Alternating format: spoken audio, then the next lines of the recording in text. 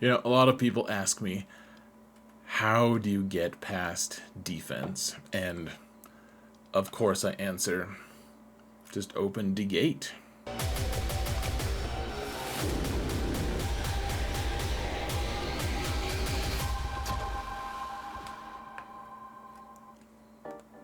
Hello everyone and welcome to another episode of Xerath Prevails. Today we're going to show the best 5v5 defensive teams and try to give you a little bit of context for it. I'm also going to show you all of my Galactic Legend builds because that's something people have requested on these videos, and it's going to be an interesting season to say the least, folks. I'm guessing we're going to be putting a lot of Galactic Legends on defense in various capacities. So let's get to it. First, I do want to point out there's 5v5 best offense teams. You can find that linked in the video description. You can also wait till the end of this video and click on it in the link below. It'll be great and you don't have to worry about missing it. And huge shout out to my patrons. You guys are amazing. Thank you guys so much for all your support. And just a reminder, guys, if you want to support this channel for free, mount the algorithm. It's free, it's fun, it's, I won't say the last one. It starts with an F, as you might have guessed.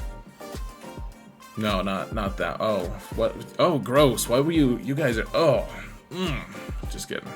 Let's go. Whoa, this is not where I parked my car. Where, whoa, here we are. This is where I parked my car. Madness. Okay, so I'll show you guys my GL builds first, all right?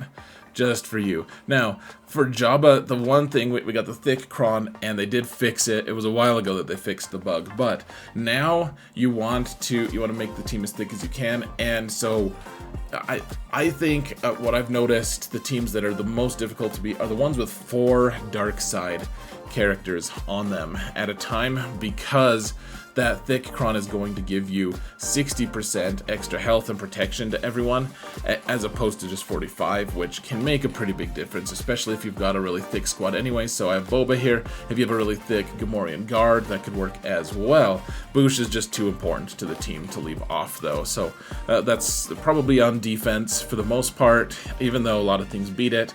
People are going to be gambling with a lot of weird stuff this season, though, and so I think that this is probably an okay gamble. Now, the Rey teams, I think you could swap out L3 and instead place Jedi Training Rey here. She can work. If not, though, so Sortie will typically be giving VIP to Ben Solo in this case, if you make sure you have a really tanky Barriss, and this team is just a pain to deal with. A lot of people will time out with Starkiller, a lot of people won't as well if they know what they're doing. I've done both, so I've been on both sides, but Sortie and L3 can both be a huge pain in the neck if you have this squad. On defense is good. On offense, I would take a different build because there's not much in the way of damage here. I'd probably prefer something with more resistance characters or something. But on defense, this is probably the build that I'll be going with. We have Supreme Leader Kylo. I just typically like the pretty standard build. If you're gonna keep them for offense, then I like First Order Officer because Officer and Hux go so well together. Honestly, being able to hand all those turns to Kylo right away, really nice. And then Crew is all you really need for a tank against an AI.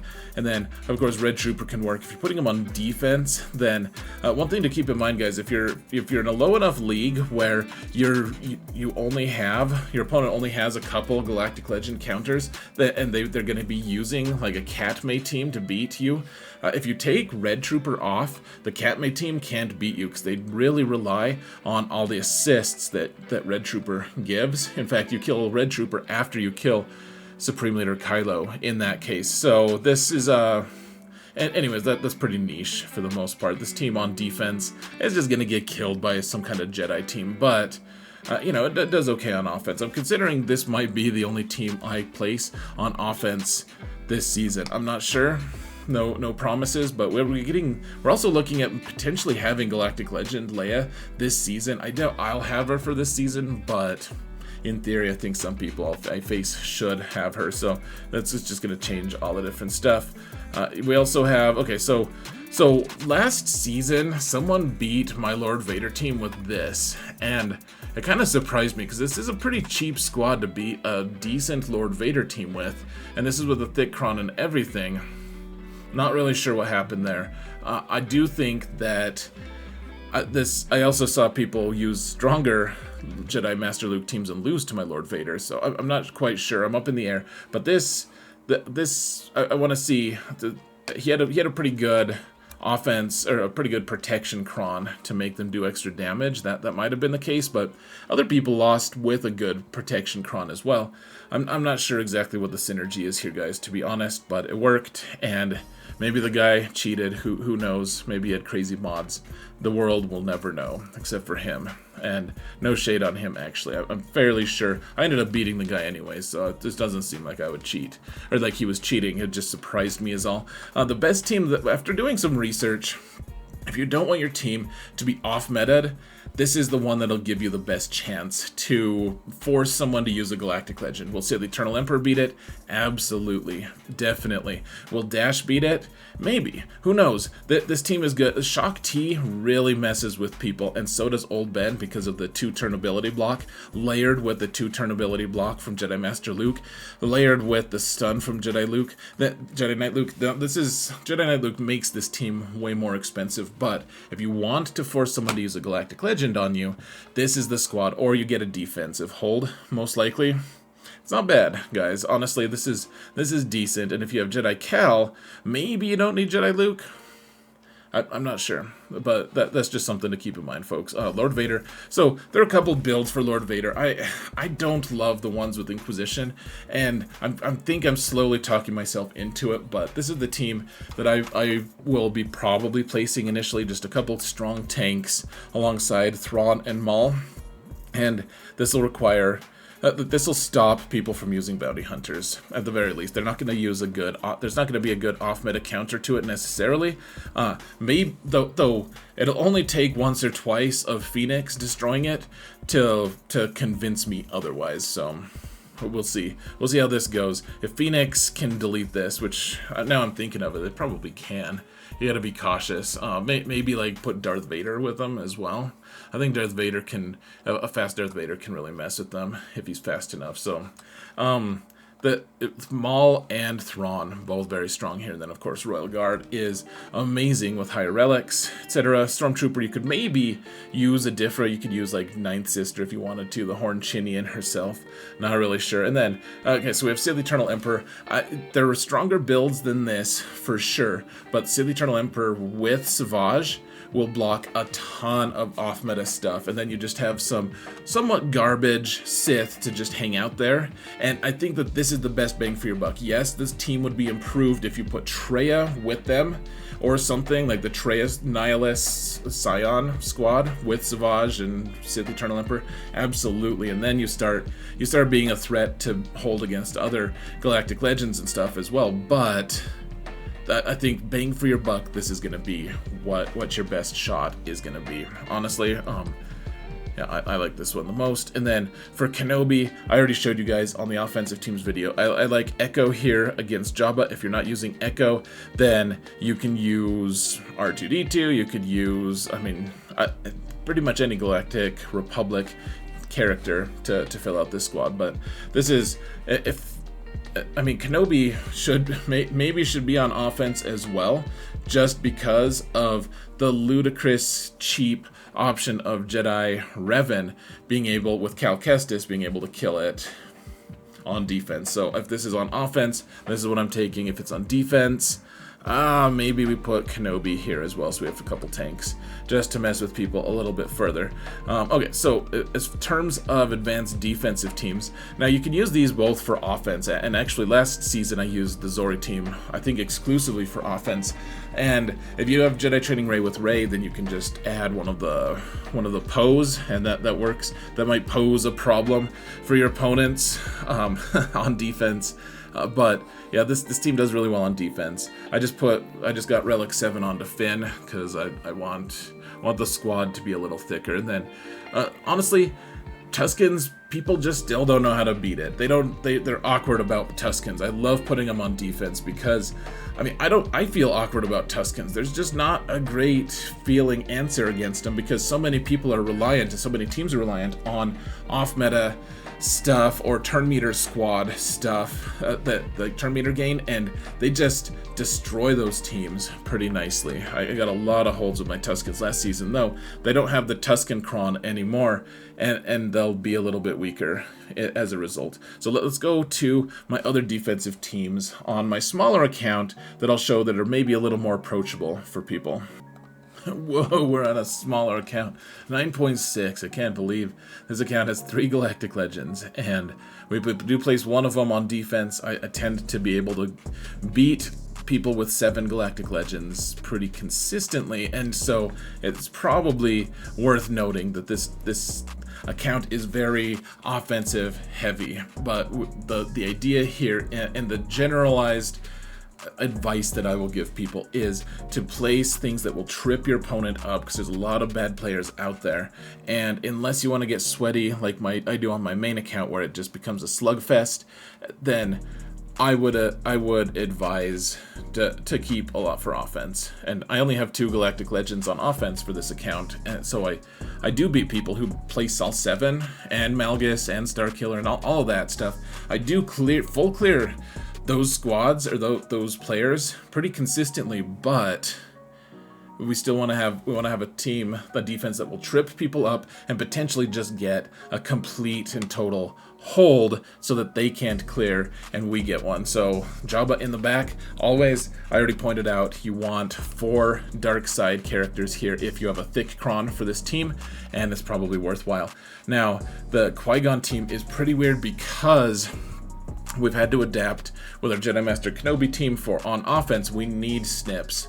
Frankly, we need the little Ahsoka, and therefore you can put Shock T here. Shock T is also on my Jedi Master Luke squad. So I initially just had 4 characters here. I don't really need Kenobi so much because I have Mace with that squad, with the Jedi Master Kenobi squad, but the important part, of course, is Qui-Gon Jinn with Anakin and Ki-Adi-Mundi, and they have a really great Kron. Right now, you don't necessarily need Snips. The Snips is such a surprise because she goes first on even some of these really fast teams because of her unique that a lot of people overlook. And then Kenobi, of course, I love having a tank here. Kenobi is just such an immovable object sometimes. And then you're just going to have a ton of power here, and people are going to wreck themselves on this team. I hope. I genuinely, I'm hoping we get some really cool reels. I think the thing that I always point out, guys, is you need these 3 to be faster than your opponent's Echo if they have Bad Batch. And so, but remember, Ki-Adi-Mundi, you don't want to sacrifice his offense, so you just want a really fast offense set on this. So he's going to be plus 80 speed. He's 270 speed on himself, and then Anakin is plus 60 speed, so he's 258. He's kind of the weak. He's kind of the lower level guy. And then Qui-Gon Jinn, he's at 309, so 369. And you want those three. Anakin's going to be the limiting factor. I need to try to speed him up just a little bit. But those 3 faster than your opponent's Echo, and you're in business. People won't have a good counter for you. Now, Malgus, I know that Cal is going to be out here pretty soon. For the majority of players are going to be able to unlock him, and he will probably spell doom to this version of Malgus. It still gets a lot of holds, guys. I do like Talon here. I think Talon messes with the General Skywalker comp, that build that beats it consistently. And so I like Talon here as the fifth wheel for the pretty standard Malgus squad. We have Traya here on defense, and she's as good as a Galactic Legend. If you don't have a way to kill your opponent's Reva squad, like Inquisition with Reva, then Traya probably needs to go on offense. If your opponent doesn't have Reva, the squad is amazing for defense and doesn't have any compelling assignments other than Inquisition to kill. General Skywalker, I went back and forth on this. It counters Rey teams sometimes. It kills certain Malgus comps. It deletes a lot of stuff. I think putting it on defense is decent. You just have to keep in mind that there are a few comps like this Commander Luke team, for instance, will delete it pretty well. With the thick Kron even, like that, you'd think that this team would be way harder to kill, but the Commander Luke team still just moves through it because they have a thick Kron of their own. And so, yeah, this team is decent on defense. If you scout your opponent and notice that they are just way stronger than you on it, then maybe just don't put it on defense. If they always use Commander Luke or something, but otherwise this can mess someone up pretty good or force them to use a Galactic Legend. This Commander Luke team, a lot of people are hesitant to use Iden against this squad, and I guess I can understand that, especially now that we're starting to get some really high relics as requirements on them. I think this is the minimum relic requirements you can have to unlock all the different Galactic Legends, which is pretty nice. But putting them on defense, if your opponent puts Iden on defense a lot, which is pretty common these days, if they do that, then putting Commander Luke on defense is a pretty nice move. Otherwise, if they use Iden to kill Commander Luke, then maybe don't.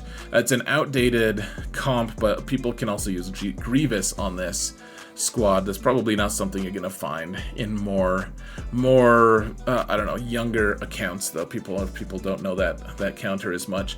Now, if you want dash on defense, I love Hondo here because he'll get 100% turn meter to start with if he has his Omicron. Even if he doesn't, then he can lock someone down and you can delete characters around him. Hondo becomes a pretty tough character to deal with. Remember though, Vandor is not going to revive him because he's neutral. Vandor only revives light side. He is a prude to the extreme. Now, I typically put Jedi Training Rey on defense here, and I'm using BB-8 with Grievous this season, and so we don't have BB-8 with them, and so not putting a ton of droids with her doesn't necessarily make sense. If you have a good Zori, I would in fact swap them out, guys. I would swap Finn out and put him as lead. I already showed you guys the Zori team that I use on my main account, but Zori can be okay on this squad even with Jedi Training Rey lead. Just remember, Jedi Training Rey does delete a lot of the kit that Zori has, so Zori still is really strong on this team, and it probably will end up on this team like this. This will probably end up being what I have for this team until I get the Zeta on Finn and at least 1 or 2 Zetas on Zori. I don't think you need the Omicron necessarily, but I'm close to being able to use the Zori lead. I don't think I'm quite there. So Jedi Training Rey lead is still okay in that situation. Now, this sortie team, I don't know if it's really going to be worth it. I don't have the right modding for it, to be honest, but one of the awesome things about sortie is how she has so many stacks of protection, of bonus protection, that it's all based on how much health you have. And so I need to remod her to have a ton of health and defense. Once you do that, people throw Wampa at the team thinking it's going to be an easy win, but if you have enough defense and health on sortie, then you're going to get a lot of holds against Wampa because people don't know how thick sortie can really be, and you'll surprise people. It's a trap team, but it does work. It even works against me. I'll run into that sometimes. I'll be like, oh man, I even know what I'm doing and I still lost. So don't expect anyone else to win or to live, but sortie will live, and then you have a hold. If you want to use Nisa with Chirpa, people take Nest and time out. They timed out in 3v3 against this comp. Well, against the Chirpa, what was it? Chirpa, Nisa, and was it Wicket? I don't remember what the comp was, but in threes I saw people with Nest time out against it. It's fairly hilarious because Nisa just throws her little catapult thing all the time. Mod her for a ton of potency to get past Nest's tenacity. It's hilarious. Get rid of all of her turn meter and all of her, yeah, it's pretty awesome. On defense, okay, I love this team. I love Adrad on offense, guys. I do, but someone has to go on defense and keep your opponent honest. So I'll put it on defense sometimes. Do I love it? Not necessarily, but it can be good. It can save the day. Make sure you have tanks on the team as usual. If you don't have crew mixed up with your various teams with Malicos and stuff, then this is a pretty decent first order team. Of course, I don't have the Special Forces TIE Pilot Omicron. I don't really advise people get it at this point, but if you have the Hux, Zeta, and you have some decent gear on these guys, well, they do okay, especially with Red Trooper here, if required at Relic 7 for the Leviathan. This team packs an okay punch. And then finally, you have some Wookiees you could put on defense. I wouldn't recommend it, but they're leftover Wookiees. If you have extra gear, you're going to throw on some of these characters. Most of you are going to have veteran smugglers, both geared, at least at Relic 3. Zalbar and Tarful, you're going to have at Gear 12 anyways because of the requirements. So Clone Wars Chewie, if you happen to have 400 Carbanti, you want to get him to Gear 12, this team can do okay. And if you can get them all to Relics, then the Tarful Kron is pretty ludicrous. Anyways, folks, what team comps did I miss? What teams are you excited to use this season? There's a ton of off-meta madness, and so I'm going to be putting... I know that this list was not full of like really strong teams. Keep in mind, they're augmented by a ton of Galactic Legends as well. So that's what I'm doing for my main and my alt. Would love to hear what you guys' thoughts are. Thank you all so much for watching, and remember that in all things, Zereth prevails.